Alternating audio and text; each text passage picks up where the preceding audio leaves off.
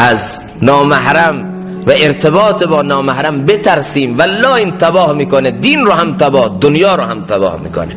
به نفس اطمینان نکنیم، مثل یوسف از گناه فرار کنیم، مثل یوسف از چشمچرانی فرار کنیم، مثل یوسف از زمینه فساد و گناه فرار کنیم. به نفس مطمئن نشیم. اگر قرار بود کسی به نفس مطمئن بشه سر جاش بیسته، او یوسف بود. چرا فرار کرد؟